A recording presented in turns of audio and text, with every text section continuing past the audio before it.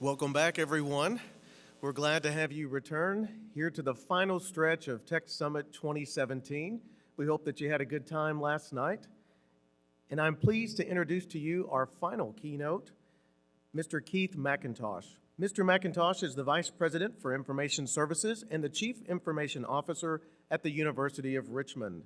Prior to joining the University of Richmond, he was the CIO at Ithaca College, CIO at Pima County Community College District, and held various progressive leadership and management positions within IT during his distinguished 24-and-a-half-year service in the United States Air Force, and that includes a combat tour in northern Iraq.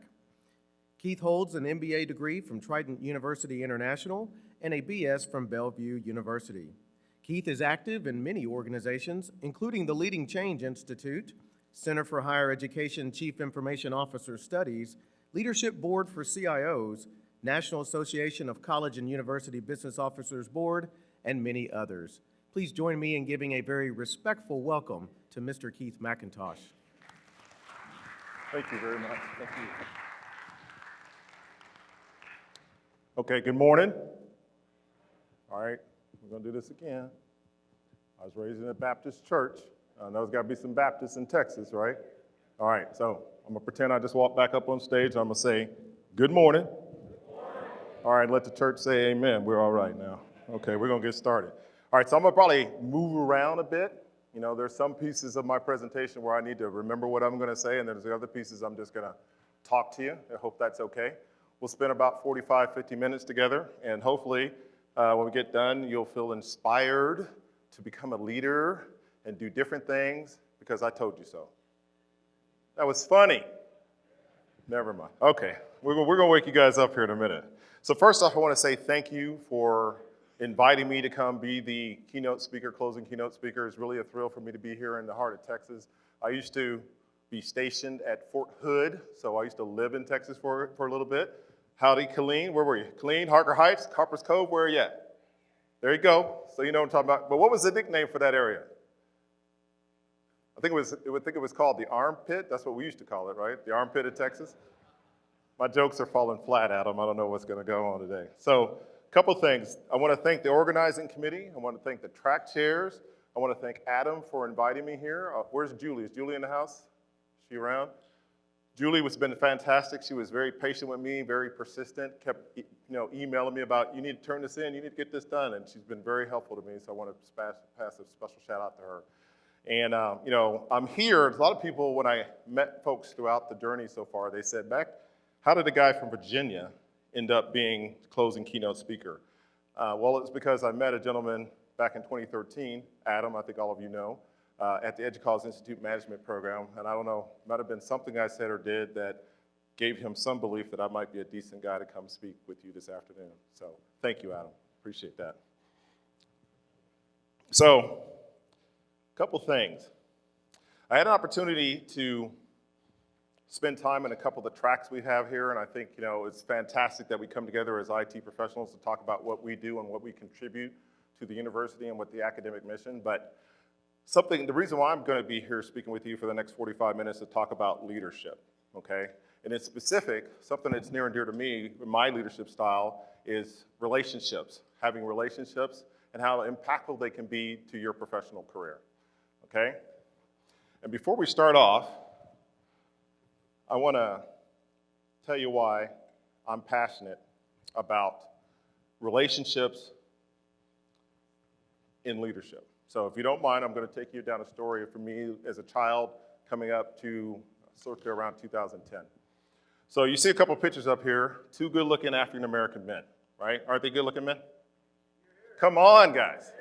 Don't make me walk down there and sit beside you. Thank you. Come on. Geez, it's tough enough to stand up here to just look at a bunch of people just looking at me and nothing's coming back. Give me some feedback. You give me something, I'll give you some back, okay? Good? All right, thanks. So, a couple pictures of me and my dad. I adore my father. He was my first role model. I learned so much from him, both in the good way and also in the bad way, but either way I was learning from him. And one of the things I remember as a child hanging out with my dad was everywhere we went, people seemed to know who he was, right? Now, he's not world famous. Nobody will probably know him outside of his own circle and sphere of influence.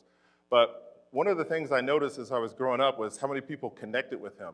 I mean, when people said they knew my father, they didn't know of him. They didn't know his name, James McIntosh, or as we called him, Chief, because he was the Chief Master Sergeant when he retired from the Air Force after 30 years of service. They really had a connection with him. So that was kind of my first observation. And through osmosis, perhaps, as a young child, I wasn't thinking about it, but as I grew up, I started to maybe emulate my father as young boys do with their father. But really, later, I had an opportunity to join the Air Force, and so now I'm following in my father's footsteps, and we're in the same profession. And lo and behold, my first duty station, guess where I'm stationed? I'm stationed with my old man, right? Now, for those of us that are in the military, you'll understand this. I'm gonna try to break this down for those who aren't. My dad was a Chief Master Sergeant in the Air Force. Only 1% of the entire enlisted Air Force can become a Chief Master Sergeant. And so that's a very revered rank, right? So everywhere I went, we were stationed at Offutt Air Force Base in Omaha, Nebraska. And I was there with him. I think we overlapped in our career for about 6 years. And everywhere I went, and I think my dad's a pretty good looking man, and my next statement is, I think I look just like my father. So that worked, okay, I wasn't sure. Everywhere I went, hey, you Max boy? Yes, I am. Now, some parts of that is annoying, right? Some parts of that's annoying, but some of that is, there are some perks to being the chief's son, because everywhere I went, people gave me some respect too, because they didn't want anything coming bad out of my mouth to my father, the chief, who can really get after them, right? So I kind of used that both ways. It was kind of a double-edged sword. But when the biggest thing that was the most impactful, and I actually, as a professional working at the same base, I got to observe and feel his impact as a leader and how he used relationships to influence people to get things done, which is, to me, is the heart and soul of being a good leader.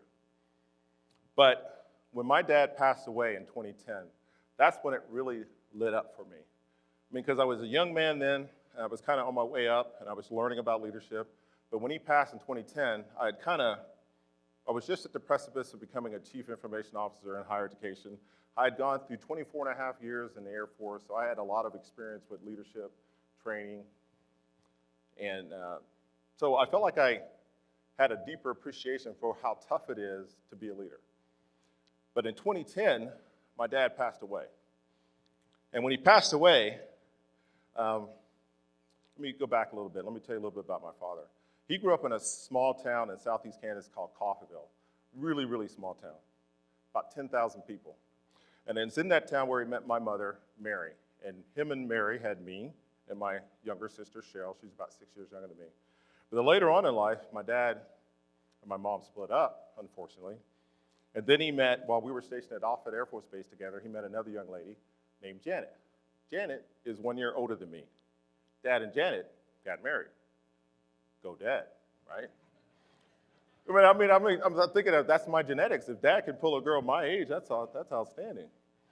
But when 2010, in March of 2010, I got a call from Janet saying that Dad was diagnosed with cancer, and Dad had never smoked or drank a day in his life. And I actually asked all his high school buddies. I confirmed that story. That's true. Never smoked a day or drank a day in his life. So when he passed away, and that was notification in March, and then he actually passed away in early October. And so we had to have 3 funerals for him. Who does that, right? Now, he won't be world famous, but he knew so many people. He had developed so many relationships in his 30 years that we couldn't just hold one funeral for him. He was living with my stepmom, Janet, and my 2 baby sisters, Jasmine and Jade. And Jasmine and Jade are both 1 year and the same year age as my youngest daughter. They were living in Colorado Springs when he passed away. And in Colorado Springs, when we went to have his first service, the place was packed with so many people that I did not know. But everybody could immediately know that I was his boy, just because of my size, my stature, my voice, the way I carried myself. I look like him, I walk like him, and I talk like him. I used to hate that as a kid, but now it's a blessing, and I really embrace it. But everybody told me such stories that were such impactful that the light bulb started going off. I said, man, one day this is what I want. I want people to remember me, but really remember me, right? Does that make sense for everybody? And so the logistics were really interesting because Janet had to work with 3 funeral homes. So from when we had the funeral in Colorado Springs, we had to put my dad on a plane, fly him to Tulsa, Oklahoma, then we had to put him in a van, and we had to drive him from Tulsa, Oklahoma up to Coffeyville, Kansas, which is his hometown, where another funeral was held, because that's who we grew up with. And there was the same thing happened there. There was a lot of people who came from miles around, and those who couldn't make it sent letters that were read at his funeral. When we concluded the funeral there, we put my dad in another van, drove him back down to Tulsa, then we flew him to Phoenix City, Alabama, where we had another service because that's where Janet is from. And that's where they agreed that he was going to be laid to rest. And then we finished the ceremony, and we drove him north to Phoenix to Fort Mitchell Military Cemetery, and we laid him to rest. Now, I share that story, and I debated about whether I wanted to put it in or not, but I just want you to know how impactful my father was to me, the relationship I had with him, the things I learned from him, both through observation, but also from hearing many stories. And I think somewhere along the line, the light bulb went off for me, and that's when I decided I wanted to lead people like my father. So, how many people, show of hands, have seen this phrase before? People, process, technology. All right, I'm getting hot. Hold on a minute. Is that all right? All right. No cat calls now. All right, so let me start all over. Sorry about that mix-up. Thank you very much. People, process, and technology. I'm a fan of technology. I've worked 24 and a half years in the Air Force. I spent 9 years now working in higher ed, doing what I love to do. I truly love working in technology. So much so that I haven't used an alarm clock to get up to go to work since I was probably 22 years old. That's how much I love it. I work long hours. You can ask my wife about that. As much, and it's what we do too. Technology is what we have as a heart of what we provide to the institution. But what we do is important, but what people do with technology is more important, right? And as much as I love technology, I love people more. I'm also a big fan of process. You know, once we decide how we're going to do something, we need to make sure it's well understood, it's documented, it is measured. I'm a fan of being very process-oriented. I mean, it's very sexy, right? Okay, I'm the only one that thinks it's sexy. Okay. However, at the heart of everything that we do, and think about this for a little bit, and the reason why I'm standing here today has nothing to do about any of the technologies that I ever worked with in my career, has nothing to do with the processes that I've learned or implemented or managed. I'm here today because of the people and the relationships I have developed in my life, okay? And I laid my clicker down. One thing I want you to know and carry with you today, I want you to know that you, everybody in this room, are responsible for the number and the type and the quality of the relationships you have in your life. You, okay? So if you look around in your life today and you feel like I don't have the right relationships cultivated, look at yourself and figure out what do you want to do and how you're going to change that. I'm going to give you some examples from my own personal career to hopefully help you if you follow with me on that. Some people ask me, well, why is it important, Mac? Well, I think we're social creatures, right? We're human beings. I think human beings are designed to interact with other human beings, right? We get things done not on our own. We're not in a robot generation nowadays, not yet anyway. We get things done through working with other people. So also, we spend probably 40 to 45 years working, and we probably spend 40 hours a week, some of us 50, 60 hours a week working. So for me, I want to be able to maximize my effectiveness while I'm on the job.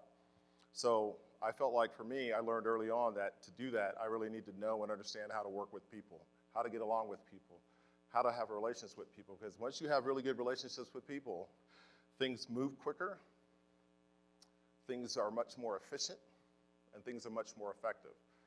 Think about those folks that are close to you that you have a really good relationship with. Do you not have high trust with them? And if you have high trust with them, do you have to second guess what they're doing? Do they have to second guess what you're doing? Do you have to have a committee to get things done? Do you need to have governance to get things done?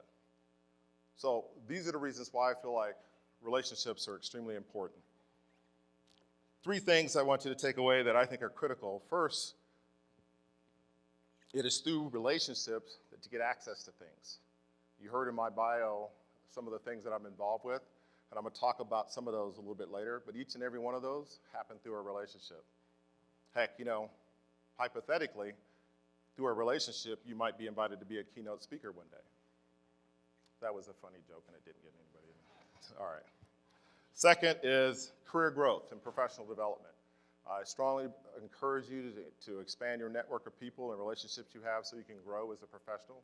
But lastly, I think the deepest piece of this, and this is how I work, your ability to influence people is based on how well you connect with them and how well they know that you care about them. And the more that they know that and the more you understand who they are, the better you're going to be able to influence them, which is the essence of being a leader, right? I learned a definition of leadership when I was in the Air Force, and it goes like this. Leadership is the art of influencing people to accomplish the mission. And what I like about that definition is 2 parts, influence and people. The mission is extremely important, but really the work is done through people. And as a leader, your responsibility is to take care of and ensure that your people have the resources and all of those things. But the only way that they're going to be inspired to do anything is if you influence them, right? Leadership isn't about telling people to do something.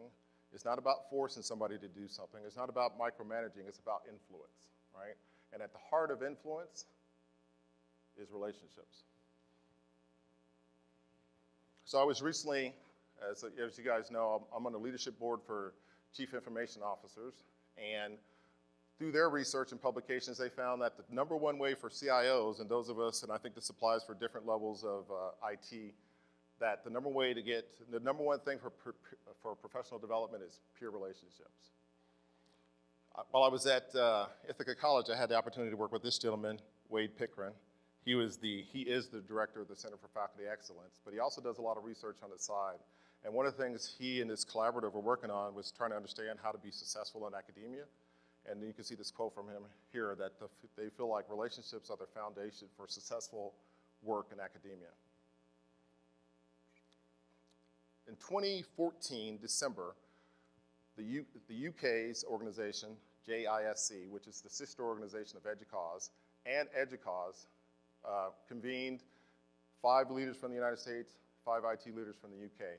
And they got together to strategize about what they thought the future IT leaders should, what was the skill set they should possess. Now, I have the text written up on the top left, and they published it in March of 2015. It's called The Technology in Higher Education, Defining the Strategic Leader. So I'd encourage you to go download that because there's a lot more material in there.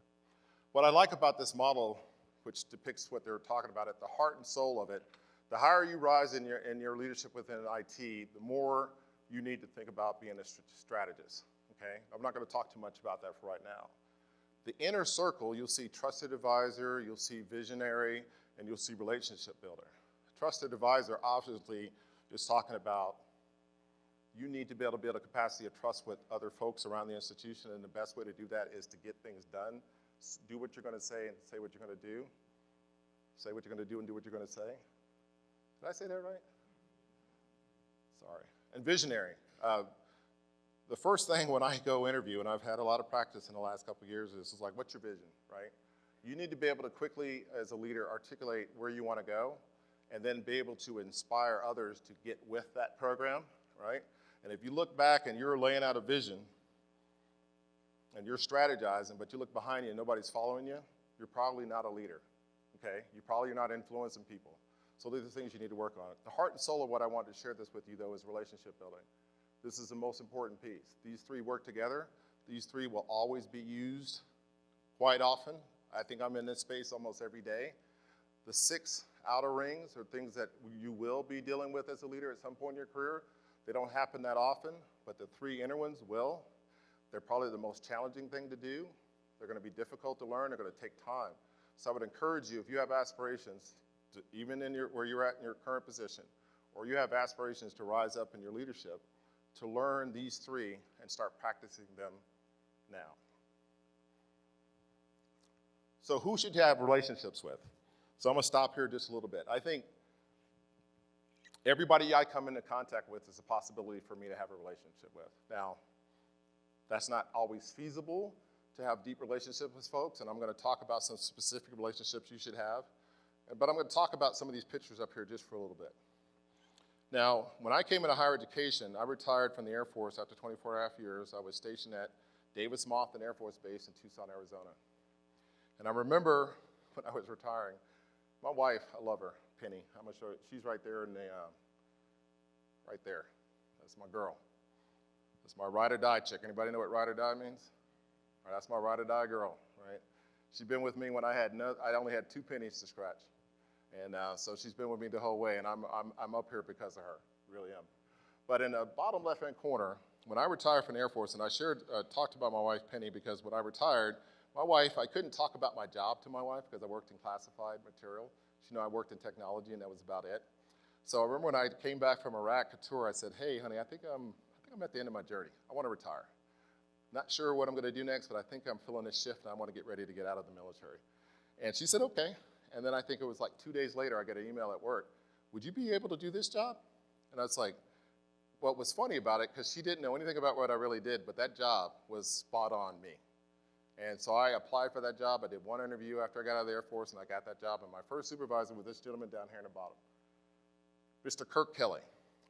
I couldn't ask for a better boss, right? Kirk, what I liked about Kirk was we immediately bonded. We formed a relationship. I told him one thing. I said, I will do anything you want me to do, and I will help you be successful. Anything that you have that you want to do, give it to me, and I'll take it off your plate. I said, what I need from you, though, I said, I need you to coach me and guide me and help me be successful to understand this thing called higher education, really at the community college that I was at. And what struck up as first off as a supervisory relationship, and then a mentoring relationship, now has moved to a full colleague and friendship.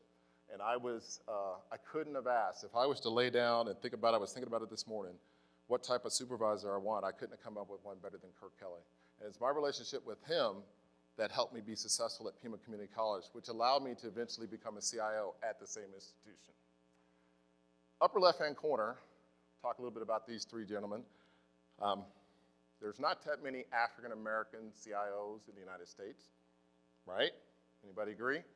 You ever been around EDUCAUSE and walked through? There's not a lot of diversity at EDUCAUSE, but that's okay.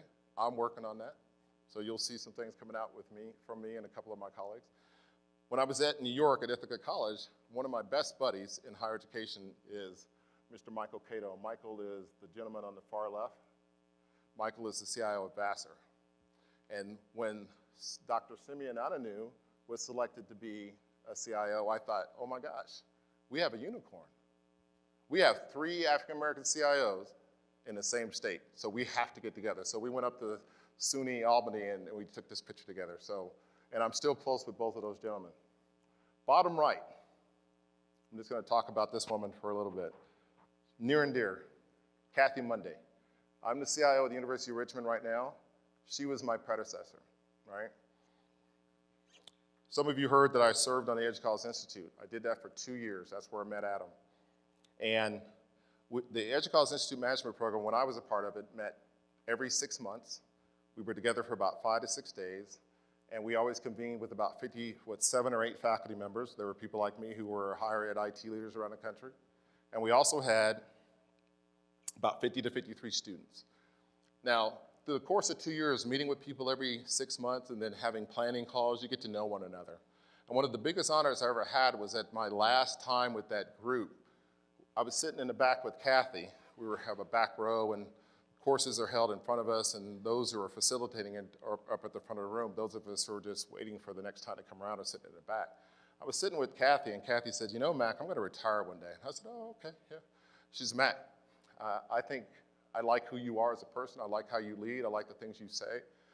When I retire, I'm going to put your name in a hat. This is 2012. Now, Kathy and I didn't speak again until this time last year. And you know what the call was about? Mac, I retired.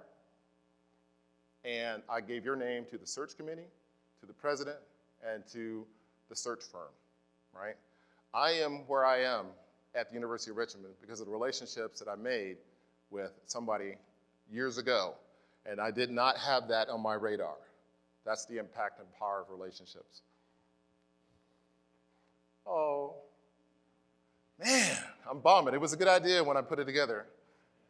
Sorry, what relationship should you have, right? I think the first relationship, and there's a lot of them I talked about. I said you should have relationships with everybody, but I'm going to talk about 6 in particular. What do you think the first one should be? What do you think the first one is? Audience participation time. Shout out, anybody? Who? Family, no. Professional relationship, professional working relationship. Your boss, okay. Pretty good. Supervisor. Here's why. I believe this, and a lot of research backs this up, that in your career, the most impactful relationship you will have in your career will be your supervisor. So, if you believe that to be true, I think it's important for each and every one of us to know and understand our supervisor as well as we possibly can. It is not their responsibility to change their ways to you. It is your responsibility to adjust your ways to them.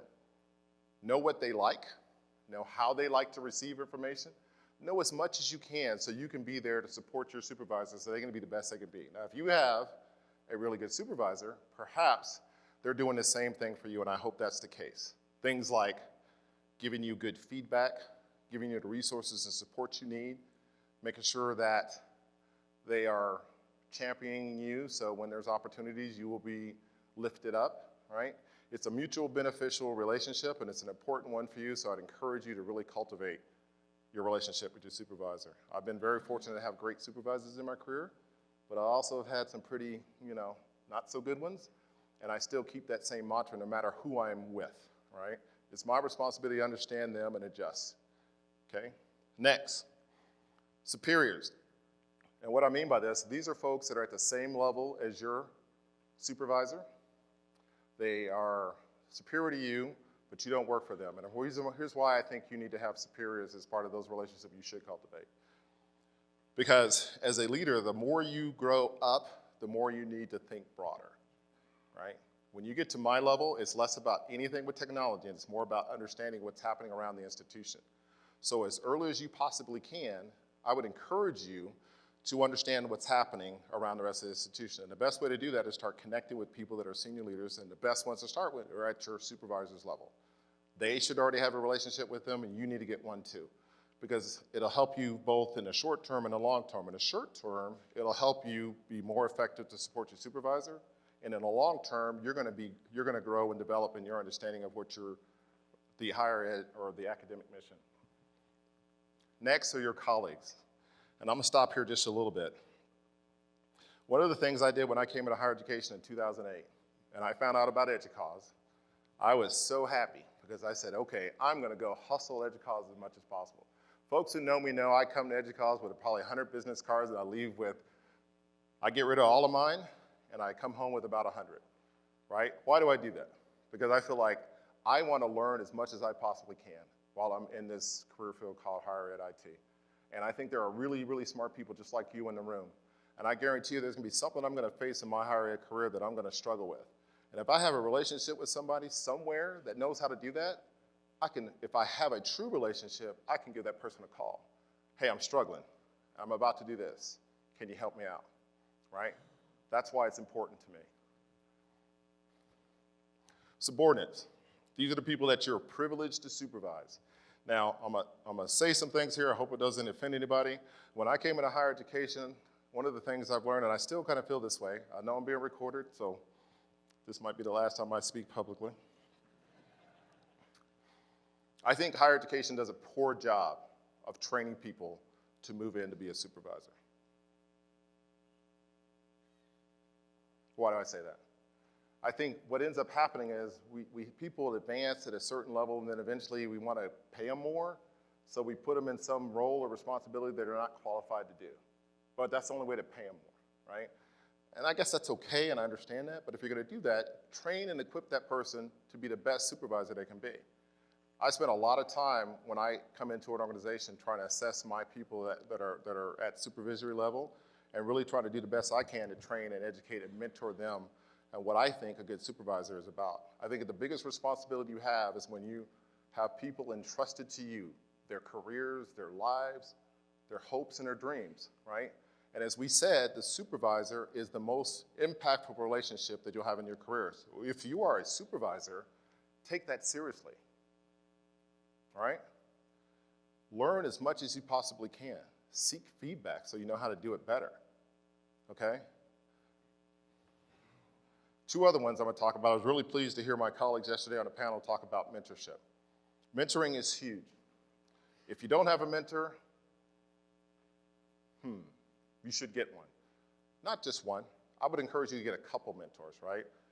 I've done it throughout my military career. It's something that I was trained in. I feel strongly in it. As I said, I had a great supervisor in Kirk Kelly, but when I got into higher education, I'm gonna talk about this here in a minute, I felt like I needed to know even more, so I sought out mentors. And going back to being, you're responsible for the number and type and quality relationships you have in your life, one of the things I want you to take away is the theme that many times I cold turkey called or cold turkey emailed people, did not know who they were, because I wanted to connect with them, right?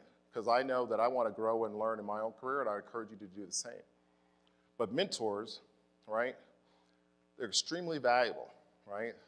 So I'd encourage you to seek those out. Now, as a supervisor or a leader that's moving up the ladder, we were taught something in the Air Force that as you climb each rung in the ladder, you're not a true leader if you're not developing the pipeline, right?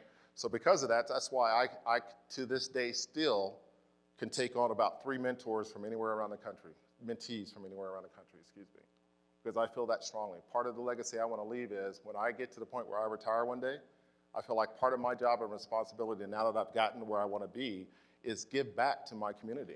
And the best way to give back is to train and educate and equip somebody else that has some type of aspirational goal to get where I'm at and help them get there. Does that make sense? Okay. So I'm gonna talk about my first mentor, Dr. Wayne Brown. Anybody know who Dr. Wayne Brown is? Well, you will after today. All right, so Dr. Wayne Brown, he is currently the CIO at Excelsior College in upstate New York.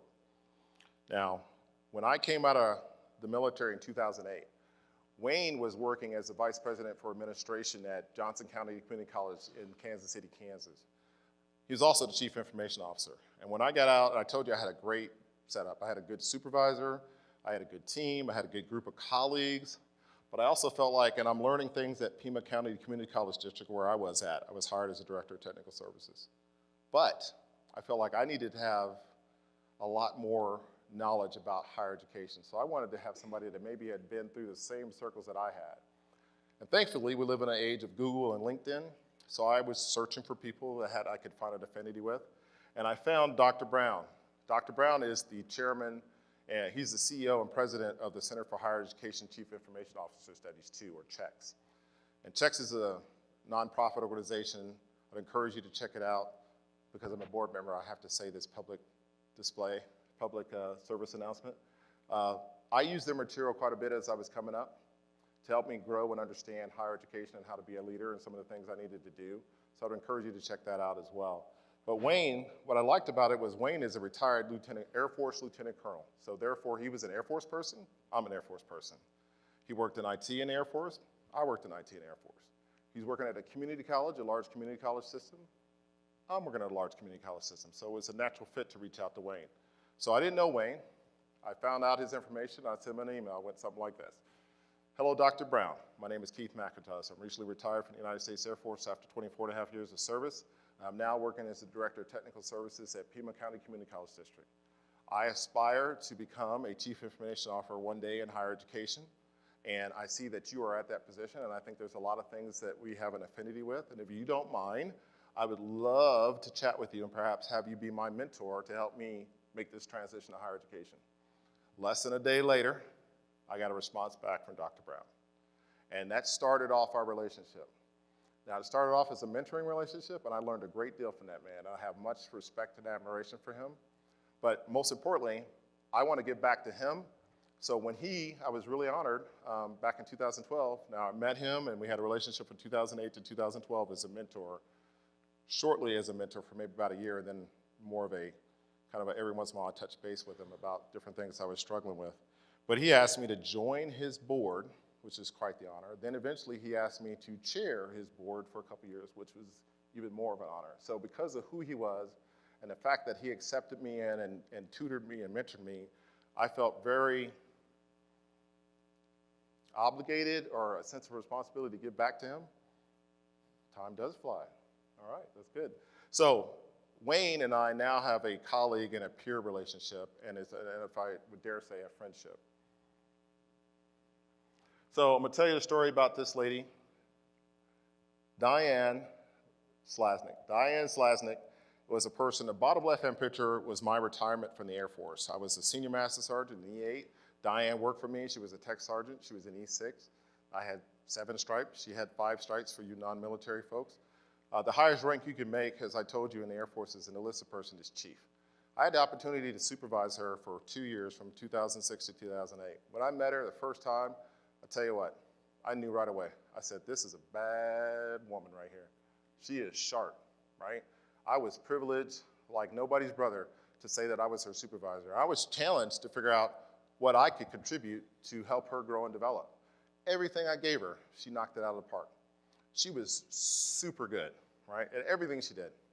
Blessed to know her.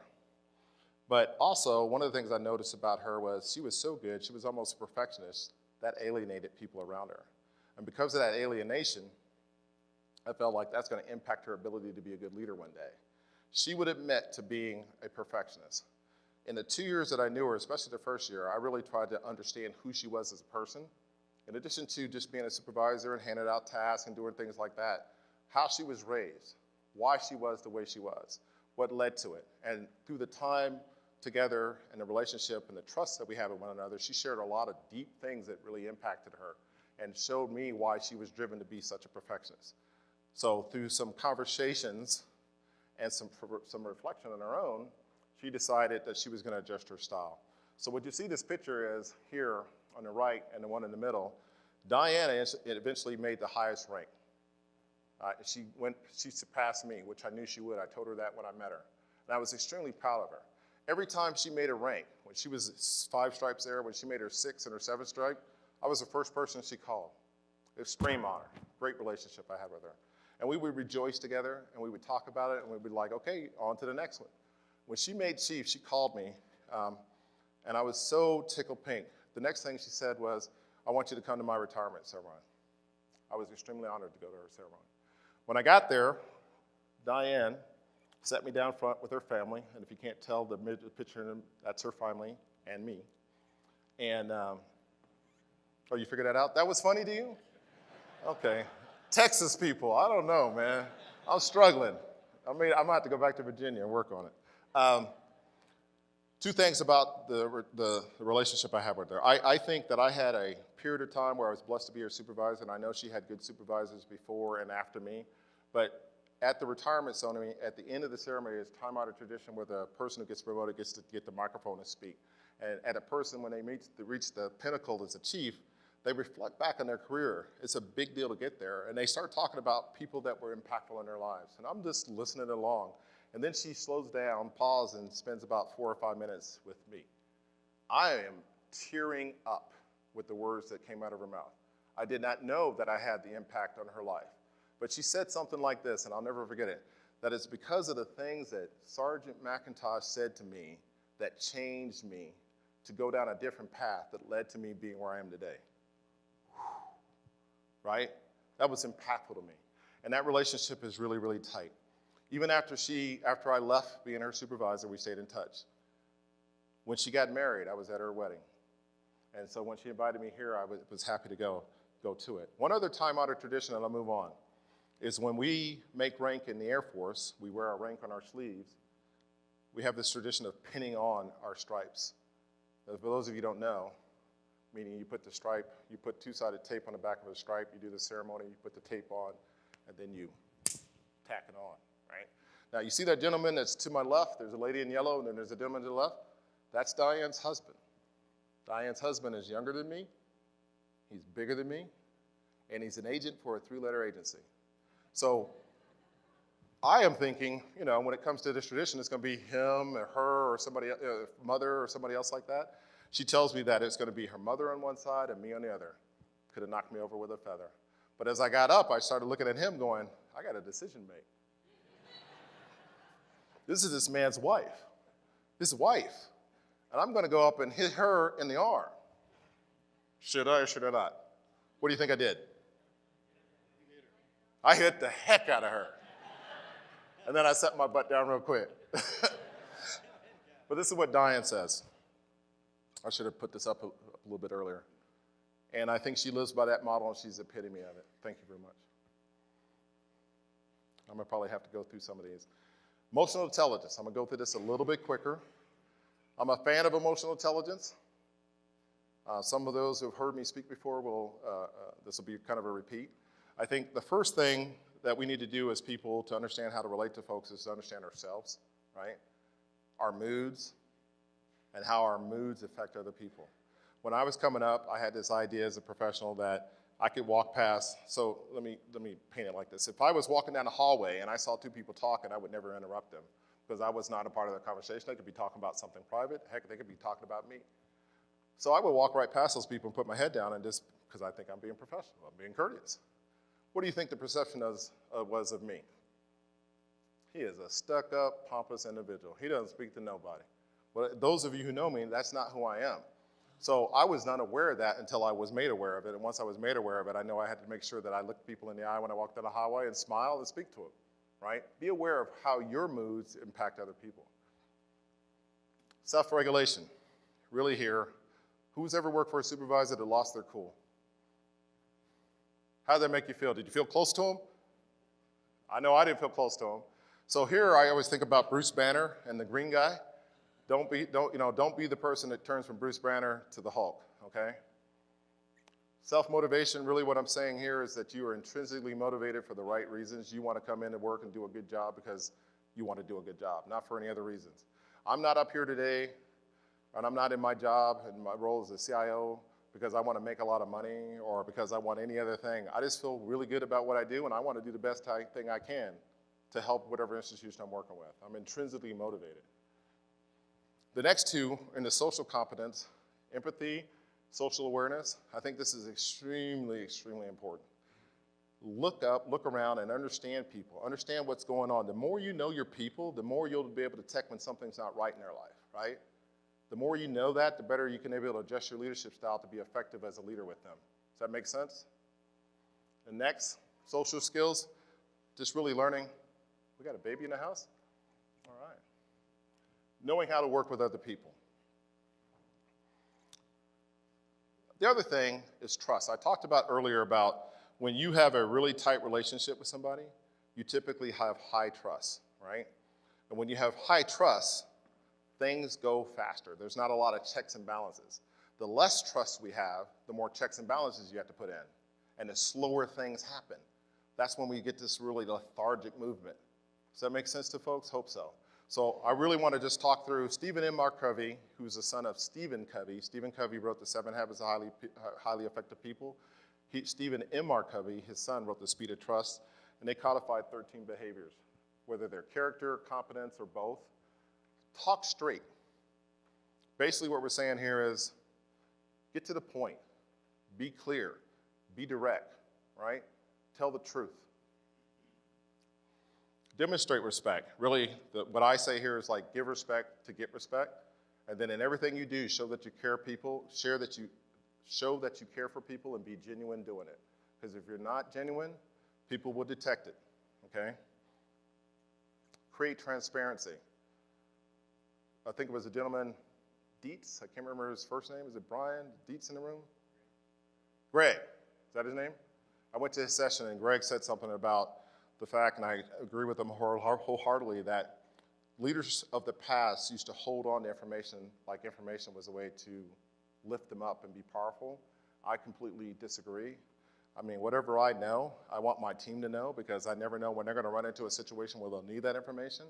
And I also want to demonstrate to them that I trust them, so I'm going to share a lot of information with them. And you know what it does in kind? They reciprocate. Mac, you need to know this. Mac, you need to know that.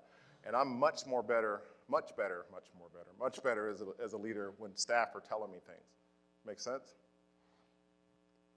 And right wrongs. When you make a mistake, fess up that you messed up, fix it, and move on, right? Nobody likes to have somebody that puts something under the covers and doesn't want to face it, right? Admit your wrongs, fix it, and move on. Show loyalty, extremely important. Up the chain, laterally with colleagues, and with your subordinates in everything that you do. A lot of things, a couple things, I'm not a big fan of gossip. This might fit in this category. Don't gossip. And when people tell you things in confidence, keep it in confidence, right? Please.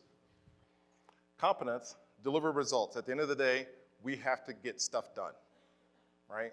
So, get stuff done. Do what you're going to say what you're going to do, and do what you're going to say. Get better. This is about professional development, right? If you don't grow and develop, you're going to be surpassing your skill set, and you're going to find yourself one day obsolete. You're going to find yourself obsolete. Grow and develop. I continue to do that to this day. My rate of going to different courses has slowed down, but I'm constantly trying to learn more about this craft called being a CIO, constantly trying to learn more about higher education. Now I just learned something yesterday about artificial intelligence, and I have that on my to-do list to learn more as well, right? Confront reality. As a leader, you have to lean into the win, right? If something is wrong, you got to step up and fix it. Don't look around to the person to the left and the right. I had an old supervisor, I'm a country boy, and he had a colloquialism, and I liked it. He said, you can't fix what you won't face, right? So as a leader, if there's something that's a challenge or a problem or an issue, you need to lean in without being told and pick up the baton and fix it. Clarify expectations. First thing I do when I come into an institution, I meet with my team, I meet with the whole group, and then I meet with everybody individually, and I meet with small groups. And every time I tell them who I am, what I'm about, and what my expectations are. I have to say it at the initial conversation, and I have to repeat that several times. Be clear about your expectations, and then communicate them, and communicate them often, okay? Practice accountability, first and foremost. You have to be accountable yourself, and then you have to hold folks accountable. How many people have ever had a supervisor where you're working with a team of people and you know X is a slug and X never does what they're supposed to do, and the supervisor never handles that business? How do you feel about that? Did that ever happen? Happened to me. And then what happens when that supervisor comes to you and tries to hold you accountable? Don't you kind of get this kind of disconnect like, wait a minute, you're going to come talk to me and then you didn't talk to them? So make sure you hold yourself accountable and hold other folks accountable as well. I'm moving fast and I'm going to get to it. Listen first. I think this is the most important skill up here, right? First thing I do when I go someplace is I just listen. I don't listen to argue. I don't listen to respond. I don't listen to correct. I just listen and then take down notes and everything that anybody says. Stephen M. R. Covey's father, Stephen Covey, wrote the 7 Habits of Highly Effective People, and one of those habits was seek first to understand, and I think that's absolutely spot on. Learn from others, listen to what they have to say. It can be very instrumental in closing the gap between you and them and foster a stronger relationship with the folks you're speaking with. Keep commitments, simply stated. Do what if you say you're going to do something, do it and get it done. Then lastly, extend trust. And I know this is tough for folks. I start at a certain level. I give out trust. And then as people show themselves to be trustworthy or not trustworthy, I adjust my trust level with them. Does that make sense? I don't start at 0. I don't start at a deficit. I start at a certain level. And then as I meter things out to them, if I see that they're showing themselves to be trustworthy, I extend the trust even further. So, make time for relationships. Extremely important. When you get back to your offices, I want you to go look at your calendar for the last 3 months and look how many places, look on your calendar to see how many times you've placed a relationship building meeting on your calendar for the last 3 months. If you look at my calendar, you'll see that sprinkled around quite a bit. It's extremely important, and I think it's important not just at my level, I think it's important at all levels of IT, right? Make time for it. The best way to do it is meet in person. If you can't meet in person, call somebody. If you can't call somebody, email or text, or get on a video conference. I've gone on listening tours. I've encouraged you, and I think, sometimes people hear listening tours, and that's what new CIOs do when they come on board. I think you can do listening tours at any time. Have it around a specific topic that you want to learn more about, then schedule time with the stakeholders that you know would be interested in that conversation, and go out and just listen. And I encourage you to do that more often. Recurring meetings, once I meet with people and I have listening tour conversations with them, am I on overtime? Okay. Once you meet with people and you have your initial conversation, ask those folks, hey, I'd like to keep a relationship with you, and if you don't mind, would you be interested in having a regular recurring meeting with me? I know I'm probably making people nervous when I get to the front of the stage, right? And some people will turn me down, and some people will accept me. But the point is, I'm trying to demonstrate to them, and I'm being proactive in doing that I value their relationship and I do want to meet with them. And then I make it easy for them. Once they say yes, I do all the logistics, I set up the lunches or whatever that is, I do it myself. Staff biographies and one-on-ones. When I meet with my team, I've been doing this since I was in the Air Force as a senior NCO, and I started it at my last 3 institutions, and currently at my last 2, I've added this bio sheet that you can see, and hopefully it's kind of legible, and if you want a copy, I can send it to you. But, working in an IT profession, you work with a lot of introverts. And I want to meet with folks and get to know them. And I'm going to ask them to come have a one-on-one conversation with me in my office, where some people, this is the first time they've ever gone into the vice president's office, and some people are a little intimidated to talk to me. So I want to make it easy for them. One, I'm trying to demonstrate to them that I care who they are, but I want to know who they are. So I complete a bio myself with all the information in here. So I'm very articulate, and I'm clarifying my expectations of where I want to take the IT organization and how I want to work with the team. I send it to them, and I send a blank one, and I said, please send one back to me. Once I get everybody's back, everyone that I receive, I email a response back to them. I find one thing in their response that I can connect with, whether that's professional or personal, and I connect with them, and typically that starts a banter back and forth between us. I'm starting to engage with my team. That's my process that I use right there. The benefits to me are the following. I can learn what's important to people because I also give a other section at the bottom, so people can put all kind of things in there, and you find out what they're interested in. It's very, very interesting to me. You learn how people think and process information. My instructions are very simple. I cut and paste this and put it as text in the email, and I tell people, please just respond to the email. But my IT brothers and sisters, they got to take it home, process it, wrap it up, do all kind of crazy stuff with it. They'll put it in a PowerPoint, some of them put it in Word, attach it, and send it back. Those people, although they did respond and follow the instructions, I learned about how they think and how they process instructions. So I'm getting information one way, but I'm also getting information another way. And they actually give me input that helps me lead better. Situational leadership. Anybody heard of situational leadership before? Some of the military folks have. I like it because it's something I learned when I was in the Air Force. When I went through my first level of professional military education, which is where I learned to be a supervisor, and that's why I contrasted to higher ed. Military doesn't joke around about being a supervisor. They put you through formal training to make sure that you're ready to move into such a great responsibility. And that's where I first learned about situational leadership.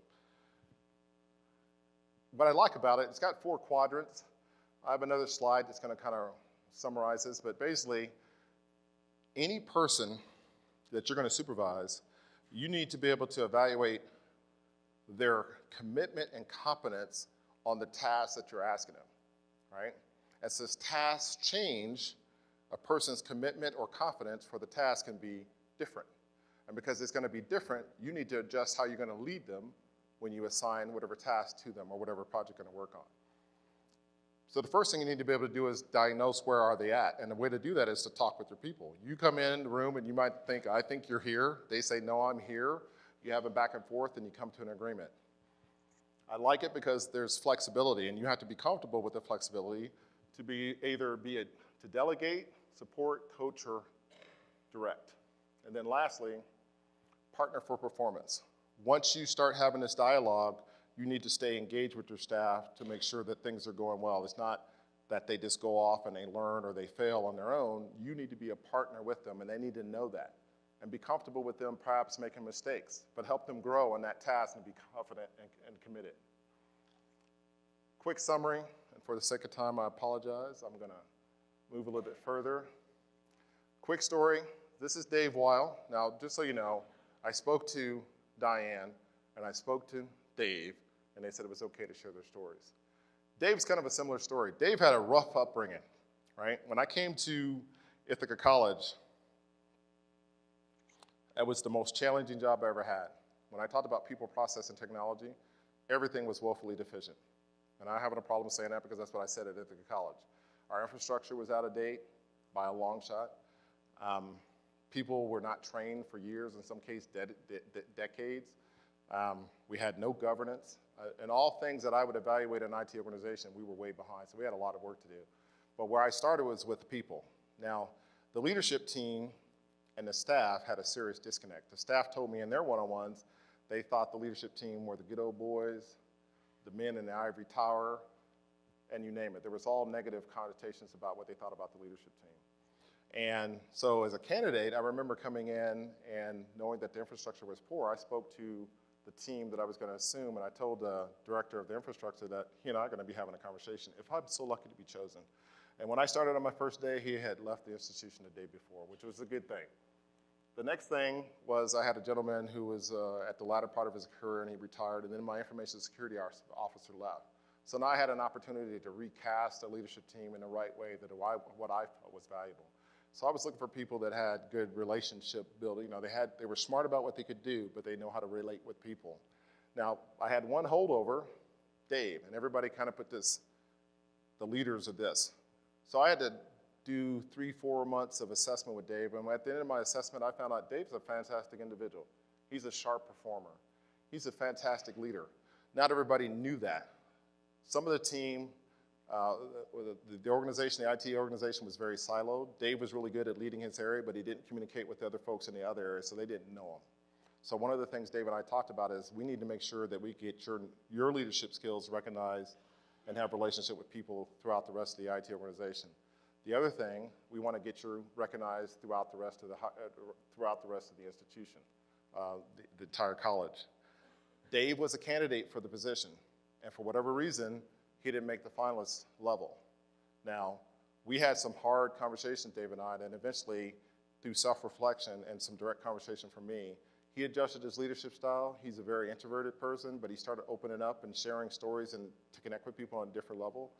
And people that were his deepest critics when I first got there, they were like, you need to run him out, are now his biggest cheerleaders. And it was all about him just changing just a little bit and opening up a little bit more and adjusting his leadership style to help bridge that connection. And now I'm glad to say that he's the interim CIO, and they just posted a position, and I'm hopeful that the rest of the institution will see credibility in him becoming being my successor. Should have clicked that earlier. Real quick, and I'm almost to the end. As preparation for this, I spoke to 3 people, 3 distinguished leaders. The first one up here is Mr. Andy Brantley. He's the president and CEO of College University Professional Associations for Human Resources, or Cooper HR. And I didn't know Andy, but because I knew the next gentleman, I feel like it's important if I'm talking about relationships to talk to somebody that's in charge of HR, so I went straight to the top. Didn't know who he was, just wrote him a cold email, tell him what I'm gonna do. I'm coming here to speak, and I'd love to get some information from you if you don't mind. The next person I spoke to was John Walla, president and CEO of NACUBO, the National Association of College and University Business Officers. John and I met when I was going through the Fry Leadership Institute back in 2012. He won't remember that. He was a guest speaker. But now I serve on their board as an at-large member, and I have a really good relationship with John. He's a great man and a fantastic leader. Next, this should be somebody we're all familiar with. I spoke to Dr. John O'Brien. He's the president and CEO of EDUCAUSE. There's a lot of similarities in what these individuals thought about relationships. I asked them a couple of questions, but it was interesting to me, the similarities. The first similarity was neither one of them had their position on the radar or in their career. They never aspired to be that position. They said it was because of the relationships they had in their career and the folks that knew them. When those positions opened up, somebody else advocated for them and put their name in a hat. And those same people, they rely on now to be effective to be able to carry out what they do. So that's why I think it's extremely important. They also said that professional relationships are, they're they like partnerships and relationships and collaborations. It's the key to being an effective leader. A leader needs to be able to know how to cultivate those three types of relationships. They also talked about having fun and being transparent. And then lastly, they said, and I think this is to be expected, that join and be participants in, thank you, in the, she threw me off my rhythm. Join and participate in organizations. So I'll close with this and we'll be done. And I think we only have like 10 minutes for questions. So remember to develop your people skills, develop your emotional intelligence, build understanding and trust, schedule time to build relationships. That's extremely important. If you don't remember anything else all that I said today, make time for that. If it's important and you value what I said today, go back and think about the relationships you want to cultivate and start scheduling time with those folks and start meeting with them. They'll be instrumental to you. There's so many relationships I could share about why I'm here today, and could go on forever and ever. Practice situational leadership if you think it's valuable. There's a lot of resources online. Seek a mentor, several, and definitely if you're moving up the chain, mentor other people, please. And then get involved in organizations and take charge of your career and be proactive. And remember, you are responsible for the number, type, and quality of your relationships. That's it.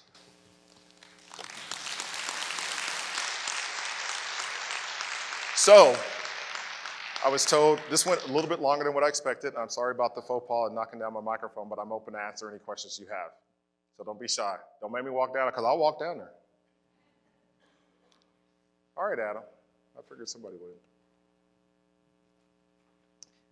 I have a question about what you said about mentoring and your first mentor relationship that you described, and it sounded like it was remote. So practically, how did that work out for you? How did you develop a relationship with him? How was he able to mentor you if you were at different institutions? So great question. So it started off with email, and then after that, we worked on our calendars, and then we decided on different times that we would meet on a regular basis, and then that's how it got kicked off. So we met on a monthly basis. We would talk for an hour, and I never met Wayne. Let's see, I emailed Wayne in 2008, and I think the first time I met him in person was 2011 when he came to Tucson for a conference, and I happened to be there in town that day, and he said, hey, I'm in town for a conference, when you want to meet for lunch? And I did, and then that's when he asked me to join his board. Other questions?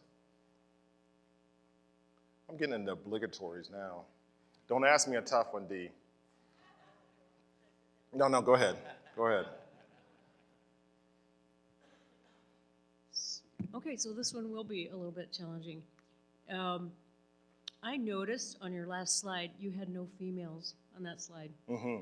And you had all white males. Mm-hmm. So we're both CIOs. We both care about diversity. Obviously, the rest of your presentation, you are a mentor to many people, and people look up to you.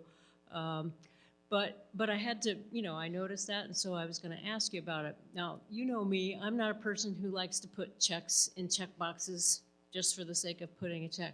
But what do we do about diversity, especially in leadership positions? What's your stance on this? Well, thank you for one. That's a great question. I'm glad somebody asked me the diversity question. I'm extremely passionate about this topic, first off, to let everybody know. So if I go too long, get me off my pulpit. When I first came into higher education, I noticed that I was at Anaheim, EDUCAUSE, and I went to the top. For those of you who've gone to EDUCAUSE at the Anaheim Convention Center, I went to the very top floor, and I just watched the masses move. And I wasn't going up there just to notice this, but eventually I said, that's a sea of white people. I mean, it's just a sea of white people. And it made me start thinking, I was like, are there not people of color in IT? Don't know. And then I started looking around going, there's a lot of white men at EDUCAUSE, right? Are there not any women in technology? I said, no, that's not to be the case. And then I hooked up with a couple of professionals. I met Melissa Wu. She's the CIO at, where's she at now? She's in New York. Where? Stony Brook, that's right. And so she and I had lunch in Anaheim, and it was really funny because she said, it was the next EDUCAUSE, we wanted to meet. And I knew of her. We had followed each other on social media. And Melissa is about yay tall, and she's Asian. And it took us about an hour to find each other. And we said, in a sea of white people, it shouldn't be that hard for a black man to find an Asian woman, right? But it was challenging. And so to get to your point, I think EDUCAUSE, first off, I'm gonna start with my own personal responsibility. I think I need to be a champion of diversity. I need to emphasize diversity. I need to highlight that there's some challenges in and around diversity in higher ed. I think we could do a lot better job. I think those of us in our CIO positions have an inherent responsibility to do something about it. I also think, and so I've written articles for EDUCAUSE about this. I've done presentations. John O'Brien and I are going to collaborate for some things this year. I'm going to write an article this summer that's going to talk about that. As leaders, I'm a big fan of diversity for all the right reasons, such as that the diversity of thought that comes from a diverse group of people that's where the sexy's at. That's where the magic happens, right? If I get a bunch of people that look alike and think alike and talk alike, that does me no good, because they're all going to say the same thing. I want to hear a clash of ideas, right? I also think there's a lot of unconscious bias in the world, right? I have them, and the first thing we need to do is admit that we do have them, right? And men, we got it big time. Men, we have unconscious bias big time. So I'm gonna challenge my brothers in the room to think about what they do, what they say, what they don't do, what they don't say, in their interactions with other people, especially our sisters, right? That can thwart their progress or their happiness or their joy in the jobs that they do, right? A couple institutions. So my last institution, I made it a point I put together a panel of my team, 2 women, 2 men, and I asked an expert in diversity on my campus to get together to take our team through unconscious bias training. And it was interesting because men and women, like you look and read the body language, it was tough for men. Men were sitting around like, and they didn't want to talk about it. And I think, as a leader, like I said, you got to step into the uncomfortable. And I think this is an uncomfortable conversation for folks. But as a leader, I think I want everybody on my team to be able to feel their fullest self. I want them to feel like they can come in and achieve anything they want to do, and they're not going to be thwarted in any way possible. So diversity is an extremely important thing for me, and I'll always talk about it, and I'll always be a champion of it, and I would encourage you to do the same. And it's really because you want to make the world an inclusive place where folks feel like they can be the best person that they are. Thank you, Dee. Any other questions?